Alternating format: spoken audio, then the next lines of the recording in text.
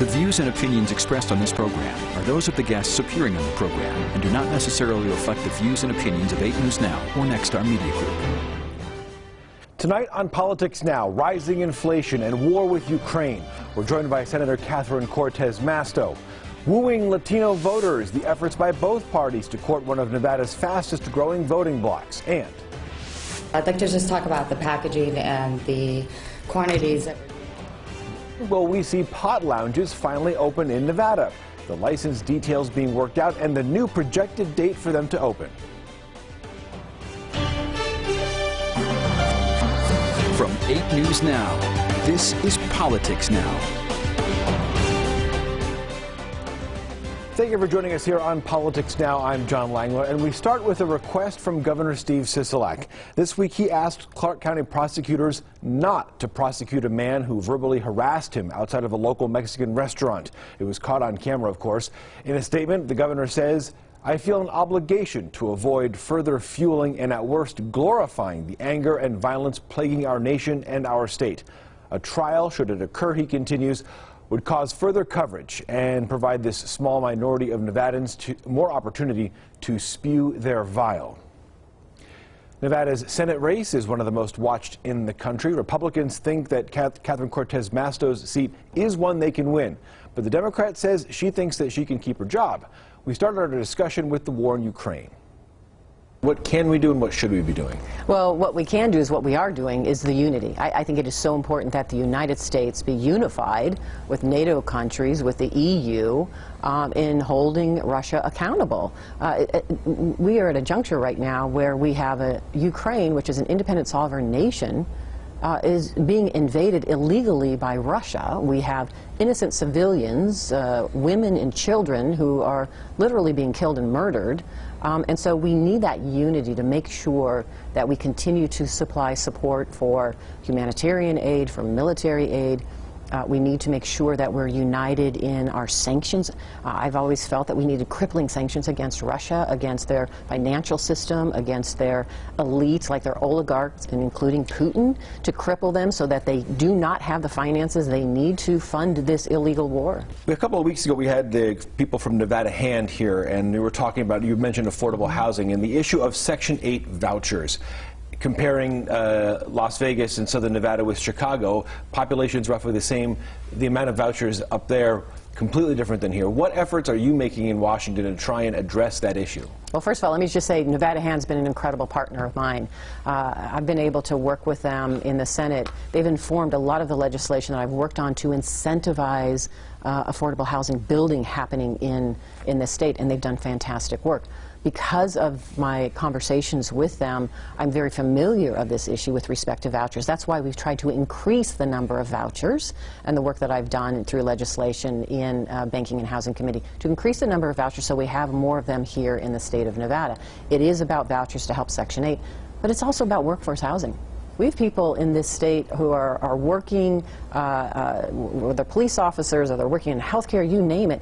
They can't afford a house. The prices are too high. So the goal is, how do we incentivize building that can lower the cost of the housing? And that is something that not only have I been working on, have done already some of that to get more of that incentive here, but there's more work that we can do that I have introduced in the legislature. We just saw a protest rally earlier this week downtown regarding tip allocation rates. And the changes for all of the workers here in town has a big effect, as you know. Why do you think that change needed to happen? What can be done to try and alleviate some of the pressure on these workers? Well, first of all, the change shouldn't have happened. IRS should not have increased and changed the tip allocation. What they should have done is actually reached out and talked with the hospitality industry first. Here's why. The hospitality industry in the state of Nevada and across the country, whether it's travel, tourism, convention space, live events, we were the hardest hit during this pandemic. If you recall, we had 30% unemployment in this state. I mean, I'm third generation. The Strip was closed. I've never seen that. People were going down to the Strip to take pictures because nobody's ever seen that. We were the hardest hit, and we're the last to come out of this. We are still challenged because we don't have our international traveler back. We don't have our business traveler back 100%. The last recession we have, I was the Attorney General. That's when I went after the big banks and made sure we were doing everything we can to help our homeowners here. In 2008, when that recession hit, It took us 7 years to come out of that in the state. That's why when the pandemic hit, the healthcare pandemic hit as I've been in the Senate, my focus is, after living through that, making sure we had COVID relief that was coming into our state to support individuals and businesses so that when we opened our doors again, we could spring back much quicker. And we have. That's a good thing. But we still have more work to do.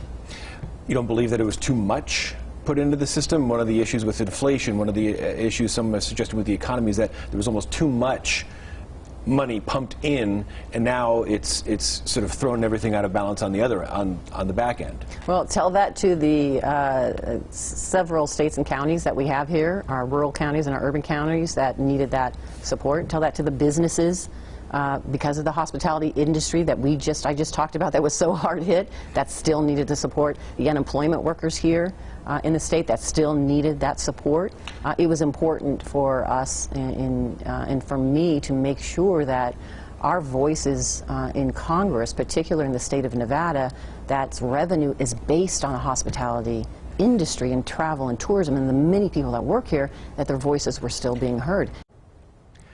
You can watch our full interview with Senator Catherine Cortez Masto, including the discussion on fighting inflation, more of that, and Ukraine, and interviews with her Republican opponents, Adam Laxalt and Sam Brown. That's all on 8newsnow.com. Just look for the political news tab.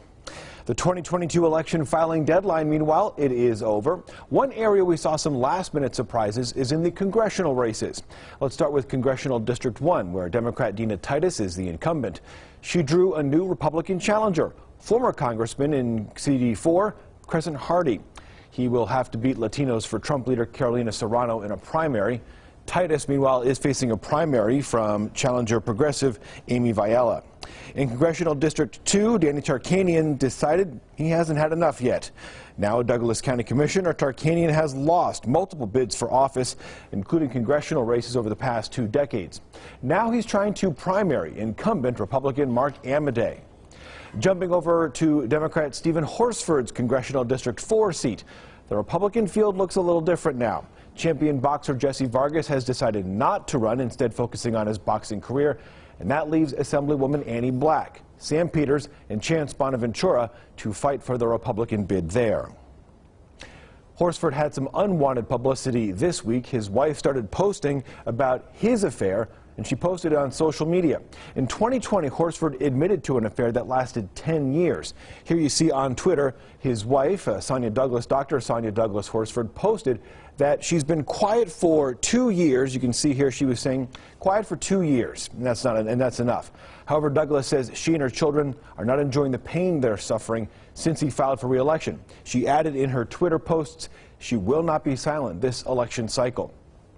Once again, both parties are lobbying for votes from Latinos and Latinas here in Southern Nevada. The primary is in June.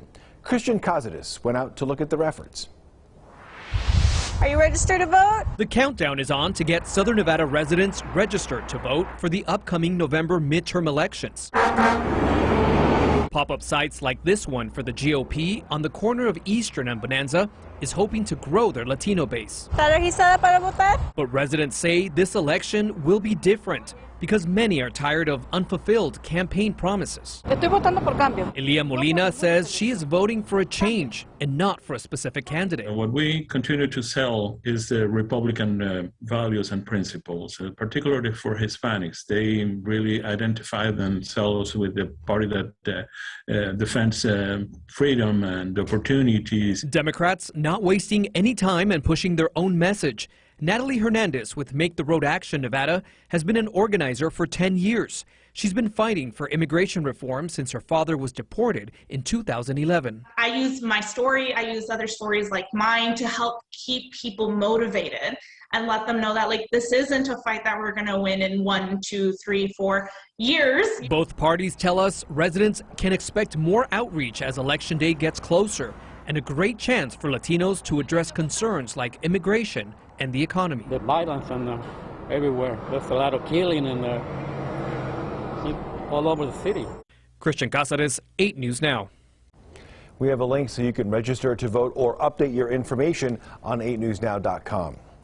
Pot lounges are one step closer to opening here in Nevada. Before anyone can apply to open a lounge, the Cannabis Compliance Board has to finish all those regulations. Joe Moeller was at a workshop this week to go over those rules. I just think 48 hours and 2 workdays contradict.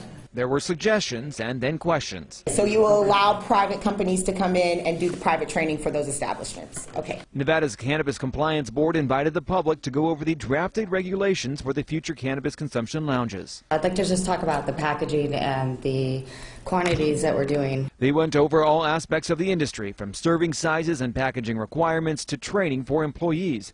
The application process was discussed. Right now, 10 licenses will be awarded for private standalone lounges, 10 for social equity applicants to increase diversity in the industry, then unlimited for dispensaries looking to add lounges. I'm eager for the state to move forward, but I also want it done right. I appreciate the slow roll. Aisha Goins is the founder of the Cannabis Equity and Inclusion Committee. She says she wishes the social equity applicants were for Nevada residents. One of the things that I'm disappointed with, but just can't be avoided, is the fact that the social equity licensing will be made to all social equity applicants across the land.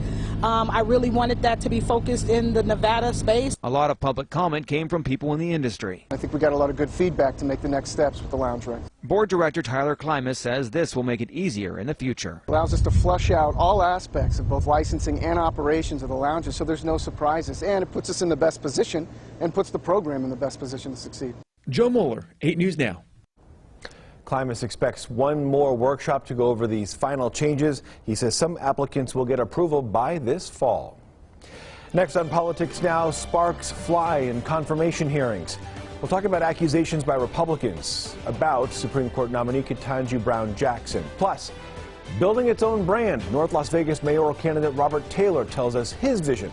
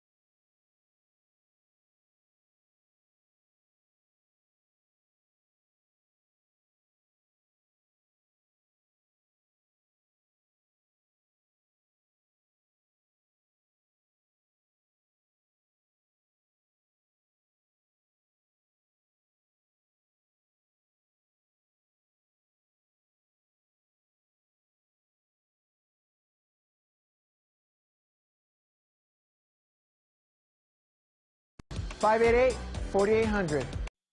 Welcome back to Politics Now. As many as 100,000 refugees from Ukraine will be allowed into the U.S. This week, the White House also announced, in addition to that, $1 billion to support countries in Europe helping Ukrainians escape the war and the Russian invasion. President Joe Biden was in Brussels this week working with allies to try and bring new sanctions against Russia. He has also met with Poland's president. Sparks this week on Capitol Hill. The Senate Judiciary Committee held confirmation hearings for Supreme Court nominee Ketanji Brown Jackson. Republicans attacked her sentencing record, saying she was soft on crime, especially on child predators. I think you're doing it wrong, and every judge who does what you're doing is making it easier for the children to be exploited. For every person in all of these charts and documents, I sent to jail. South Carolina Senator Lindsey Graham, you just heard from, and Texas Senator Ted Cruz faced criticism from Democrats. They went over their allotted time and frequently interrupted Judge Jackson's answers. Substantial supervision. Any of these wait a minute, defendants. Judge. You think it is a bigger deterrent? Answer a question. You can bang it as loud as you want. Well, I can just tell you, at some point you have to follow the rules. Kinds of behavior. Joining us to talk about the confirmation hearings, as you see, is Alex Limon from our Washington, D.C. bureau. Alex, what's been the response from Judge Jackson and the Democrats to these criticisms that she was soft on crime? There were even allegations that she let child predators off the hook. Interesting stuff on Capitol Hill. Yeah, Judge Jackson addressed those allegations head on, and she said that for every one of these examples that Republicans had, these are people that she sent to jail. And then Democrats also mounted a strong defense of her, pointing to publications like the National Review, which, as you know, is a more conservative legal publication. Well, the National Review called these, attacks from Republicans disingenuous and meritless to the point of demagoguery. And so Democrats say that these allegations don't really hold any water. In fact, the Fraternal Order of Police has endorsed Judge Jackson. And so what was left out of this conversation during the hearings is the larger national conversation that's happening around sentencing guidelines. A lot of judges all around the country, even conservative judges, are leaning toward sentences that are on the lower end of sentencing guidelines and sometimes even below those guidelines because of this national conversation about whether sentencing guidelines are too punitive and whether they're unfair toward minorities. Historically, many times we've seen that minorities get much tougher sentences for the exact same crimes compared to their white counterparts. And so that larger conversation is something that was sort of left out of these hearings altogether. Speaking of the hearings, what happens next? What is the timeline for the confirmation hearings? Well, now that these hearings have wrapped up in the Judiciary Committee, the next thing that's scheduled to happen is a vote by that committee that's scheduled to happen on April 4th. After that, the nomination would then move to the full Senate. Senate Democrats are hoping to have a vote before mid-April, before they leave around Easter for a couple of weeks. They will be leaving Washington. And that was Alex Limon reporting. Judge Jackson also said she would recuse herself from an affirmative action case involving Harvard, where she is on the board of overseers. Next here on Politics Now, a new identity for North Las Vegas. A sense of pride. Mayoral candidate Robert Taylor talks to us about why he's running for mayor and his plan to get more tourism to North Las Vegas.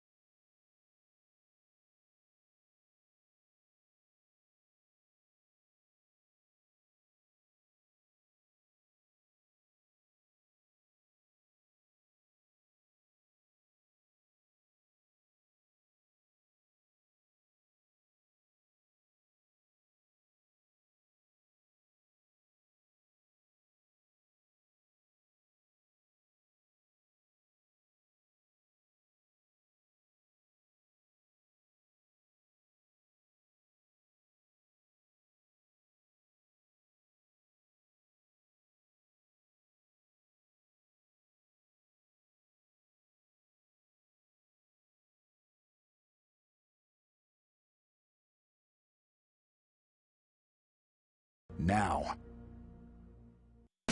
You're watching Politics Now.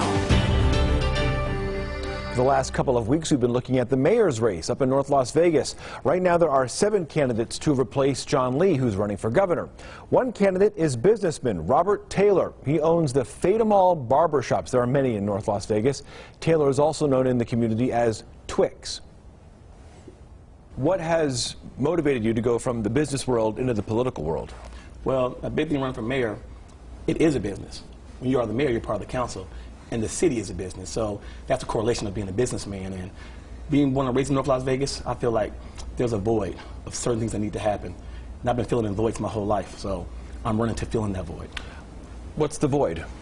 Well, a sense of pride. Like, I feel North Las Vegas has been a little brother of Las Vegas forever. It's time for us to grow up. How does North Las Vegas grow up if you're elected mayor? If you're elected as mayor, a few things. One, I want to get something that causes tourism in North Las Vegas. We don't have anything for tourists, you know, and we need to have more industrial businesses and more cybersecurity businesses and a sense of identity. We don't have a skyline. We don't have a sense of identity. So those are things I want to bring in to the city of North Las Vegas. You haven't been in politics before. You have a lot of businesses up in North Las Vegas. So for the viewers who maybe aren't familiar with you, tell us about your background and what's brought you to this point. Gotcha. So I'm 44 years old right now, and at the age of 23, I bought my first barbershop, Mall barbershop on 300 East Lake Mead. Ever since then, I've obtained 6 barbershops, 5 salons, a lounge, ultra lounge, a photography studio, and a used clothing store called Brand News. And with that, I've always been big with giving back to the community. So I'm not just a business owner. It's an ebb and flow. Once you're able to make money and, you know, so-called be successful, you have to give back to the community. So this whole time, I've been a void filler for my community, for doing free haircuts for back to school. I did free photography pictures for seniors during the pandemic when everything was shut down. Even though my shops were shut down, I opened it up and did free pictures for the seniors. I do school drives, not just for students, but for teachers, for their supplies, because they have a small stipend to have, and after that, you know, pretty much they're out of their school supplies. So I raise money and give it to the teachers all across the valley, even Boulder City, to teachers who need it. So I feel like my whole time I've been giving for the community, so what better way to do it than be a mayor? Whoever wins would become the first black mayor of North Las Vegas ever.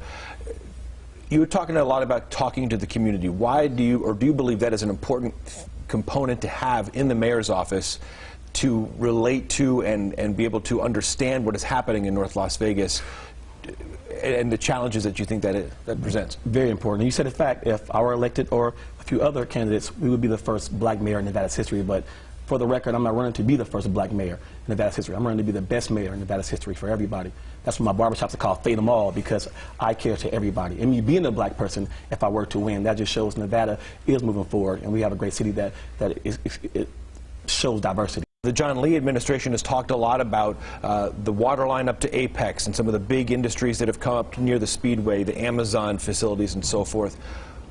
Where should the priority be in the mayor's office for getting business going in North Las Vegas? It's a plethora of things. It's everything. It's one, I mentioned small businesses, right? You have to get them going. They have a small business incubator right now, which is good, but a lot of people don't know about it. So I'm literally doing forums to explain to people how they can get that money for the small business incubator, and this is for the city of North Las Vegas.